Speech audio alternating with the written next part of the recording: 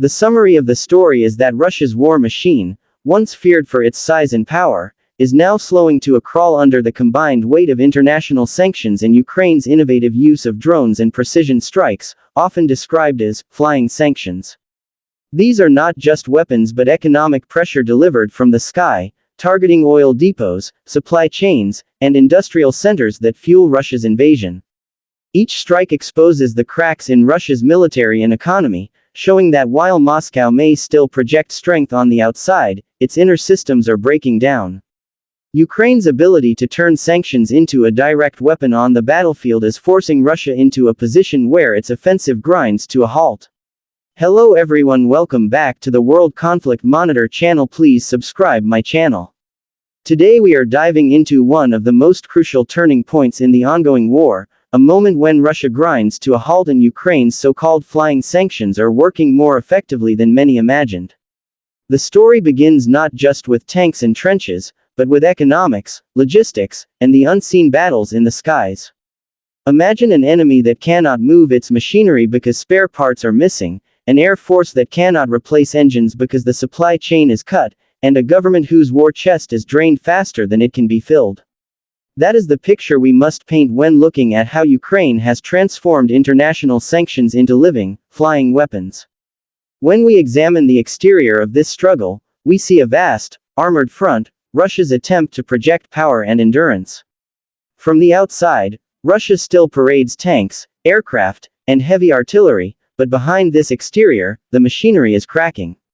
Tanks that once rolled endlessly toward Ukrainian cities are now stuck without replacement parts. Aircraft that once dominated skies are forced to ground themselves for lack of maintenance. The exterior view of Russian power is polished with propaganda, but the cracks are visible. Ukraine's precision strikes on oil refineries, ammunition depots, and supply hubs act as the hammer blows, turning the Russian exterior from steel into rust. The interior, however, tells an even shorter, sharper story. Inside Russia's war machine lies desperation.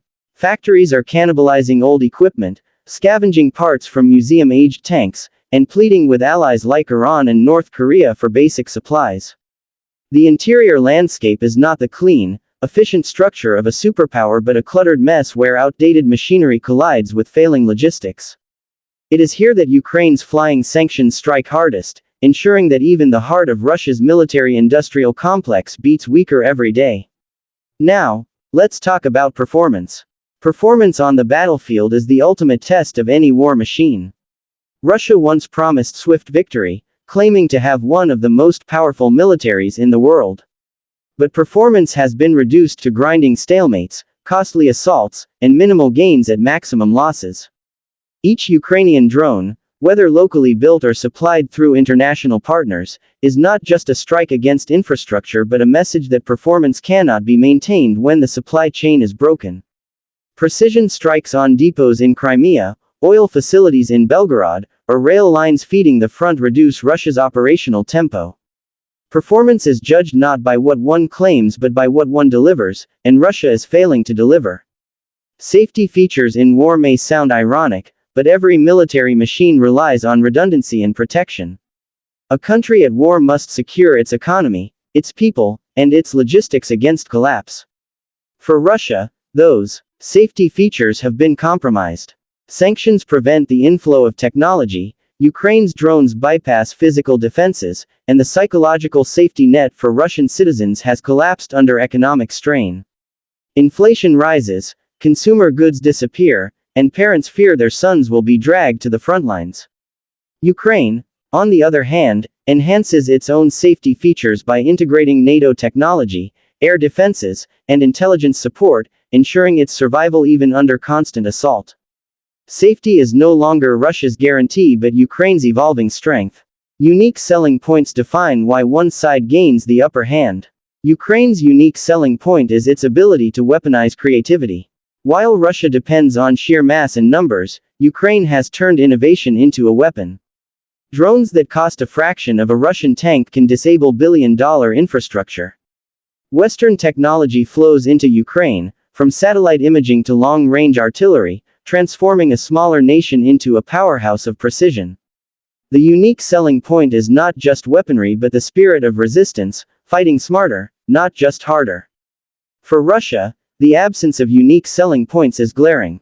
It offers brute force, but brute force without innovation in the modern battlefield is a dinosaur in the age of drones. When we speak of price, it is not just in currency but in human lives, national stability, and geopolitical standing. Russia is paying the highest price: tens of thousands of soldiers lost, international isolation, collapsing trade routes, and dwindling reserves. The ruble weakens, foreign investors flee, and its dependence on rogue allies deepens. Ukraine, too, pays a price: cities scarred, lives lost, and infrastructure destroyed, but the difference is that Ukraine's price buys its survival, dignity, and international support. Russia's price buys its stagnation and decline. The global market reinforces this. As energy revenues shrink, European alternatives rise, and Russia's financial system suffocates under sanctions. The conclusion of this story is clear.